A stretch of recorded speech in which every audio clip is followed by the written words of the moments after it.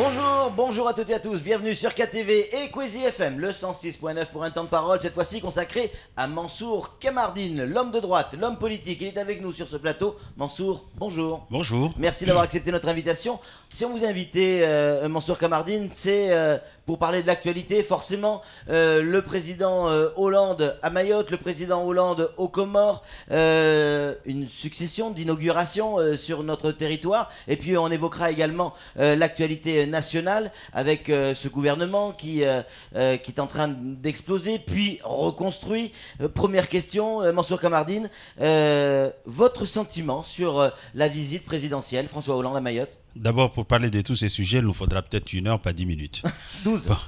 12-30. Pas 12 minutes. Là, on vient de perdre 1 minute déjà. Cela étant, je dois vous dire très sincèrement un sentiment mitigé.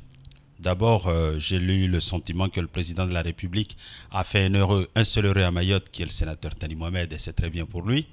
Aboubacar aussi était content. Aboubacar, ben, ça en fera 2. S2O aussi était content. Ah ben ça en fera 3 encore. Patrick Mian, bon ça en fera 4.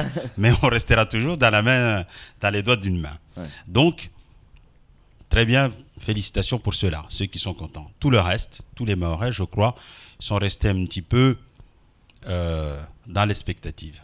Nous avons écouté, nous avons attendu des décisions importantes. Il y a eu des choses qui ont été faites. Je me réjouis, par exemple, qu'il ait procédé à l'inauguration de l'aérogare, qu'il ait procédé à des inaugurations. Je ne sais plus s'il a inauguré la maison d'arrêt ou le Georges Naouda. Tout ça, c'était des décisions qui sont prises. Le Naouda, c'est le Conseil général. La maison d'arrêt et puis l'aérogare, sont ses prédécesseurs, les gouvernements précédents. Nous attendions beaucoup plus de François Hollande, qu'il nous annonce par exemple la construction de la piste longue, la pose de la première pierre de la piste longue, de façon à ce que son futur successeur puisse venir l'inaugurer. Eh ben, il aura inauguré ce qui a été fait par les autres, il ne laissera rien derrière, mais c'est du François Hollande, c'est ce que nous vivons tous les jours. Voilà, un peu rapidement brossé ce que je retiendrai de ce passage. Donc plutôt mitigé. Mais plutôt mitigé, puisqu'il a fait quelques heureux à Mayotte, les 4 que vous avez nommés. Mais pour le reste, ouais. Non mais très sérieusement, pour le reste, je crois qu'il y a des déceptions. Il y a eu du monde quand même, Mansour, qui est venu l'accueillir, notamment du côté du 5-5 à la descente de l'amphidrome. Écoutez, moi je n'ai pas eu la chance d'être là parce que je n'ai pas été convié. Mais tous ceux qui ont été m'ont dit qu'il y avait plus de monde au mariage de ma fille à Sada que chez Hollande. Voilà, donc si vous me dites qu'il y avait du monde, effectivement, vous savez, le pluriel commence par 2, à partir de 2.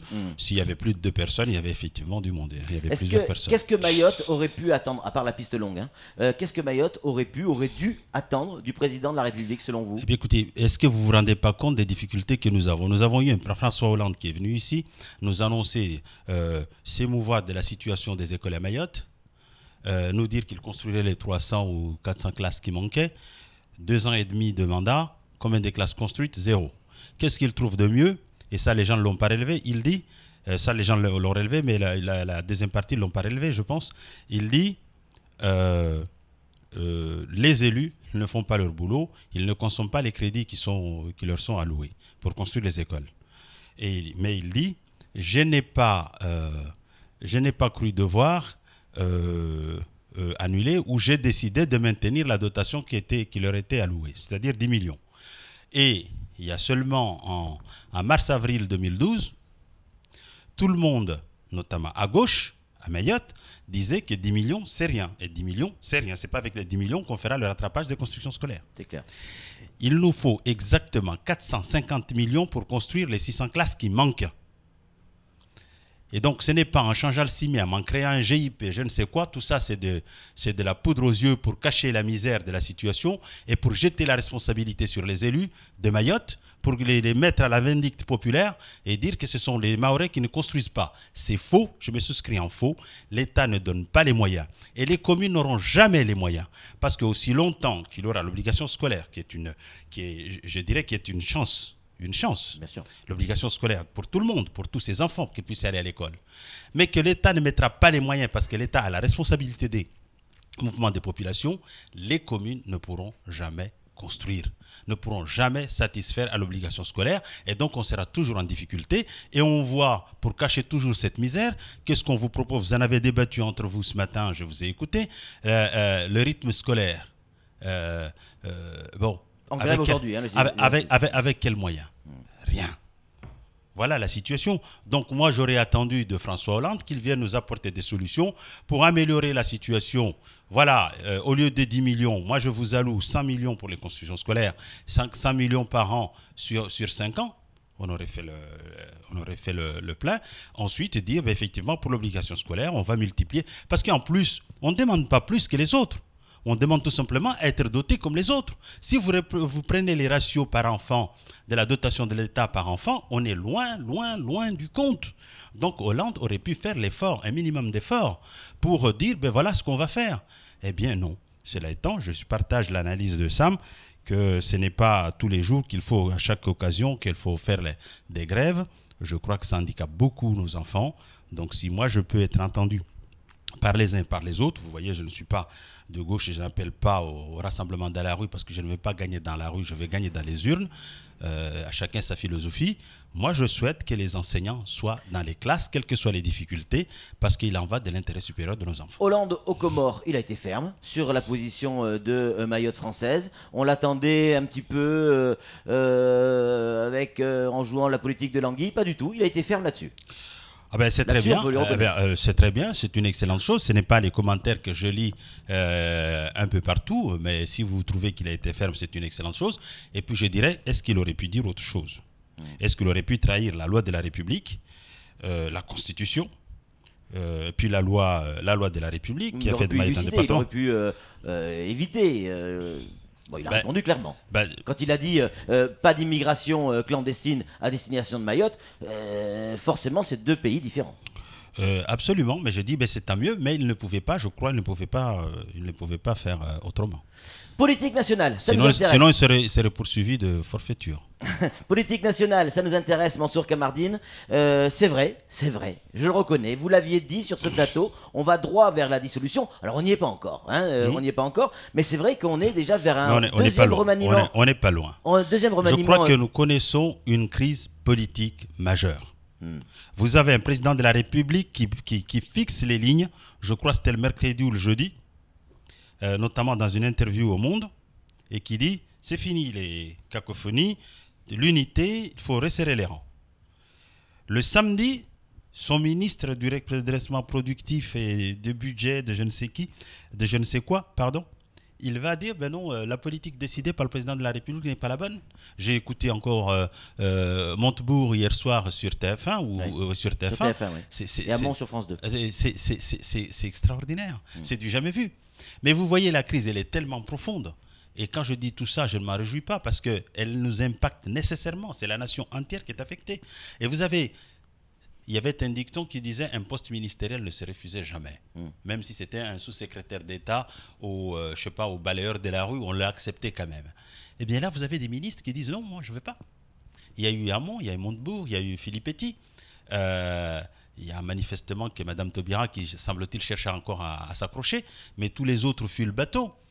Il y a, comment il s'appelle, l'UDI, le MODEM, qui refuse d'aller au gouvernement. C'est des situations inédites.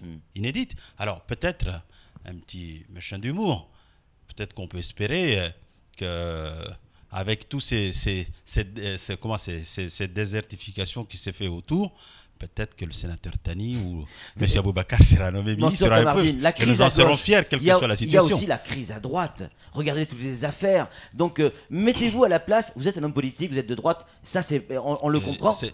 J'ai pas honte. Mais non, mais et vous avez raison. Que vous le sachiez. Et vous avez raison. Parce que vous répétez plusieurs fois de droite, je crois que tout le monde le sait. Et je l'assume avec beaucoup de fierté. C'était pour introduire ma question. Oui. Mettez-vous à la place du concitoyen qui doit voter, qui est souvent indécis, à droite, à gauche, en fonction des gens qui se présentent, etc.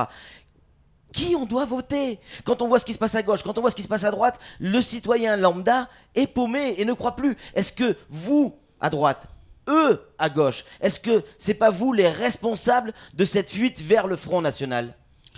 Certainement. Moi, je ne fuis jamais mes responsabilités. C'est sûr qu'à droite, on n'est pas au beau fixe. hein. On aurait aimé un UMP suffisamment organisé, suffisamment uni, suffisamment fort, pour offrir une alternative à la France. Elle n'y est pas au rendez-vous. Je suis heureux de noter que Alain Juppé s'est porté candidat à la candidature pour 2017. Je crois que ça permettra de restructurer derrière. Cela étant, on a encore du temps d'ici 2017. L'UMP Mayotte va soutenir Alain Juppé? Je ne sais pas si l'UMP Mayotte va soutenir Alain Juppé, mais je crois que nous partageons, Alain Juppé et moi, la même fibre, je dirais, politico-sociale que Chirac, qui est finalement notre parrain à tous. Donc je crois que en tout cas, en ce qui me concerne, c'est une excellente chose. La transition, elle est toute faite. Vous parlez de Jacques Chirac, votre ami. Certains disent, et j'en fais partie, je l'ai dit hier matin sur ce plateau, puisque j'ai eu la chance de pouvoir rencontrer François Hollande et discuter un tout petit peu avec lui, il a un côté chiracien dans l'approche de la population, dans le rapport avec l'autre. Vous ne ressentez pas ce côté authentique du personnage? Sincèrement, je n'ai pas eu l'occasion de croiser François Hollande. Oui. Je le vois à travers les médias. Je n'ai pas le sentiment qu'il est de même acabit que Chirac. En tout cas, vous auriez peut-être pu être ami avec lui. En conclusion, c'est possible. L'homme, je parle de l'homme. Oui, bien sûr. En conclusion, Mansour Kamardine, est-ce que ce gouvernement qui explose en métropole peut avoir, j'ai posé la question à Tani, peut avoir des conséquences sur Mayotte, ici à Mayotte? Eh bien, certainement oui. Il faut voir quelle sera la composition qui sortira. Il faudra voir quelle est l'implication personnelle du président. Vous savez que Mayotte a réussi souvent à faire des pas des géants quand il avait le président de la République et une implication personnelle du président de la République. On l'a vu avec Chirac et dans la mandature 2002-2007, on l'a vu avec Nicolas Sarkozy 2007-2012, une implication personnelle. Parce que vous avez dans les services, et vous avez aussi, y compris dans le gouvernement, des ministres, des hauts fonctionnaires qui ne croient pas forcément à Mayotte française. On est fiers de Mayotte. C'est tout pour ce temps de parole. Merci Mansour Kamardine d'avoir répondu à nos questions. Tout de suite, la suite de nos programmes. Salut.